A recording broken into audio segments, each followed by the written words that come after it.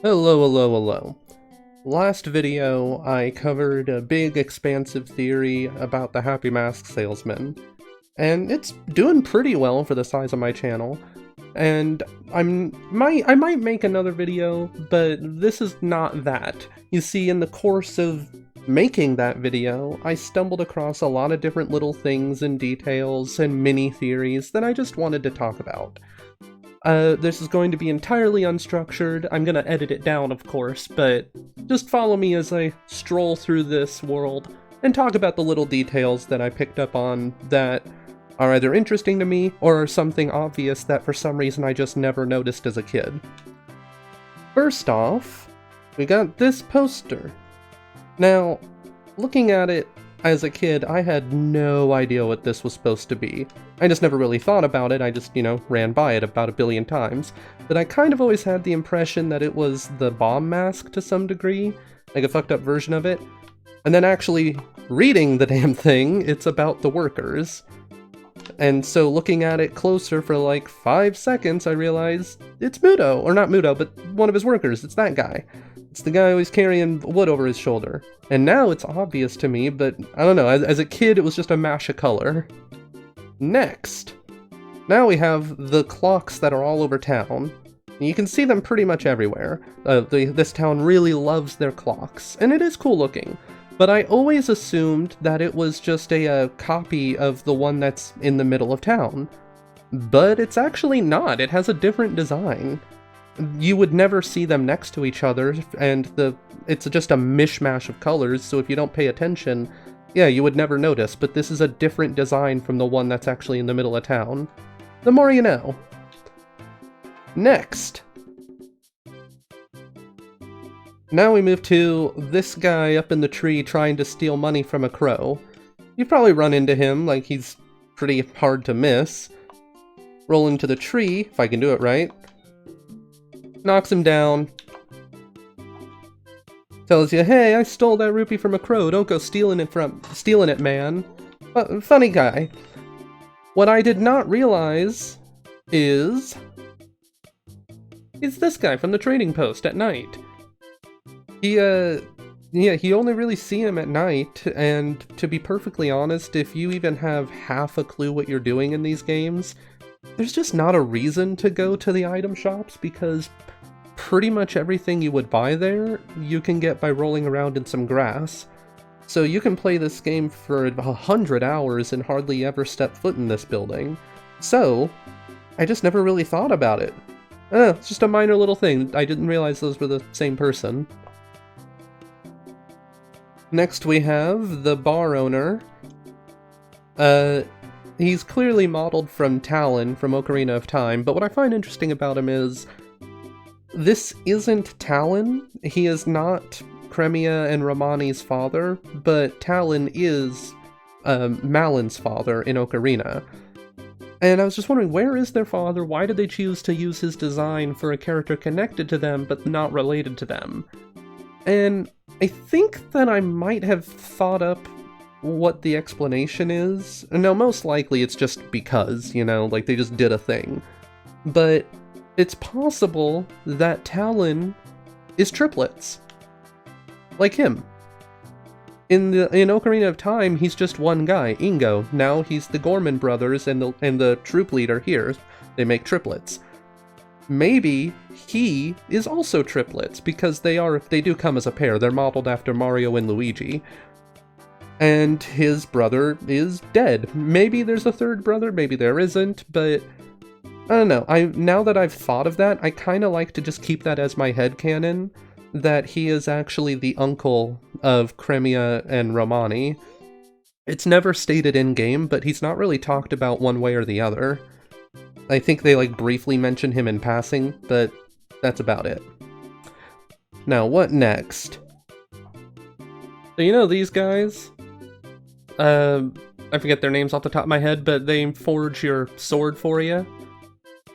Well, it's barely out of sight there, but you see that? You see that over in the distance? Let me get a taller perspective. He's got a ducky! I don't think I've ever noticed that before, but this guy has a little toy duck. Although, you know what?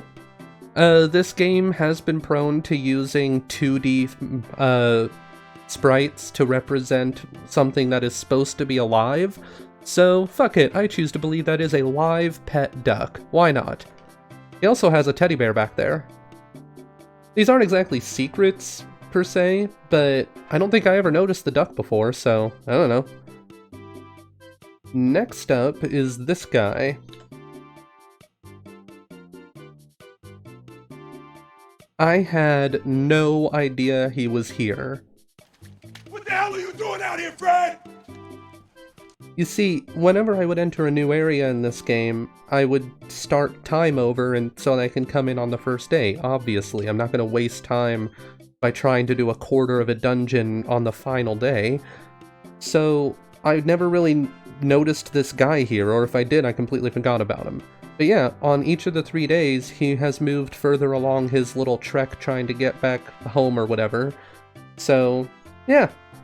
It was just weird. I found this when I was trying to... I needed to get footage, of the moon falling, you just letting it fall, and I didn't want to trigger the cutscene by being in the middle of town, so I came out to this cabin and I was just rolling around waiting for the clock to run out, and I found him! It was very surprising to me. Anyways, next we have this entranceway. So this is the gate into town facing the stone tower, and I never realized it is meant to be the same face that's on the pillars. Which... thank you for that. Which, what the hell is going on here? Is that a glitch? I'm stumbling across this same time as I'm recording this video. The texture looks wrong there, I don't know what's going on. It doesn't look like that on the others, so whatever that's about. Oh, I should point out, I am technically using a modded version of the game. It's Majora's Mask Redux, I think. It doesn't change much, it just makes text boxes faster and lets me change masks using the directional buttons. Shouldn't have any bearing on anything else. But anyways, something else I didn't realize is that this one is the only instance that actually has pupils in the eyes. Kind of unsettling. That's very minor, it's just that, you know, like some of the other ones, it's just a mishmash of color, so I just never noticed before. So while waiting to talk about the next thing, I thought of this. Now, I already knew this, and most people who really play the game probably already know it, but you might assume that the moon has 3 static positions that it moves through when the days change over, but if you look closely, it's hard to hold the camera steady for this, it wants to constantly return to where it is, but if you look real closely, the moon is moving non-stop the entire 3 days, very slowly. Very unsettling.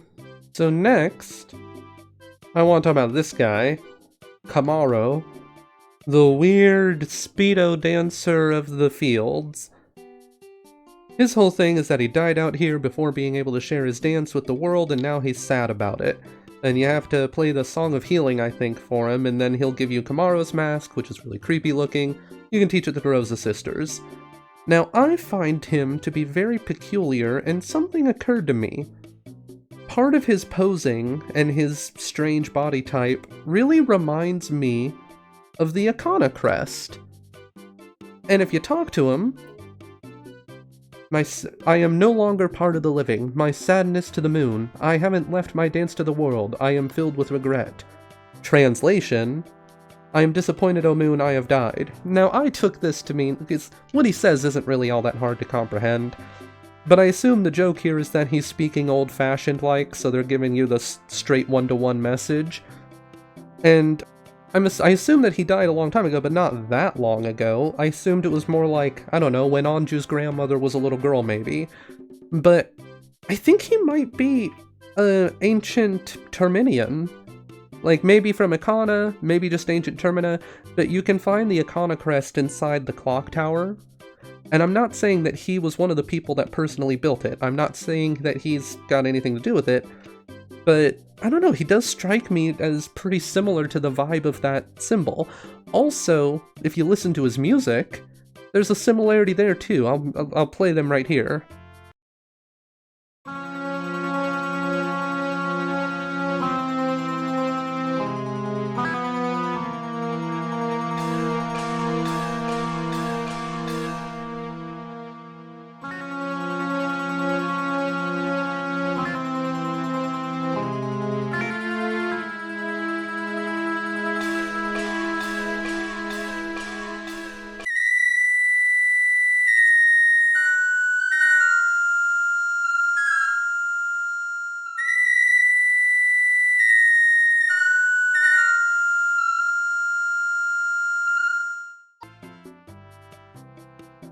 Now again, I'm not saying he's directly connected to Majora or anything like that. The fact is that when you have a soundtrack, you're going to see the same kinds of patterns and feels throughout the different songs. That would be called a leitmotif. I'm just saying that with the similar theming, the appearance, the fact that he's a ghost of someone who died a long time ago, I kind of think that he's a ancient Terminian now. Like, ancient. The people that the Icona Crest is referencing, that ancient. This is just something that I've thought about. Maybe I'll look into it deeper, but I don't know how much deeper you can look into it. There's not really much about him in the game. So lastly, I almost forgot about them, but I want to talk about these guys. You see, if you talk to them, we're the twin jugglers from the Gorman Troupe. We're practicing for the big carnival. It happens once in a blue moon. Or in this year's case, once in a really, really scary red-eyed moon. These guys are, as far as I know, the only people in the entire game that acknowledge that the moon has a fucking face. This is probably because the moon didn't have a face until late in development, but it creates an amusing implication, just like these are the only guys that even fucking notice. Because forget the moon falling, we want to talk about the Freddy Krueger look he's got going on here.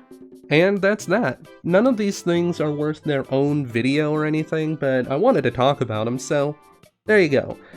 Do you have any of your own weird observations or mini-theories that you would like to mention? Because if so, please, by all means, put them down in the comments. Maybe I'll even talk about them, I don't know. But there's definitely a bottomless well of things to talk about with this game if you look hard enough. So there's definitely fodder for more videos like this in the future if the mood strikes me. Anyways, bye for now.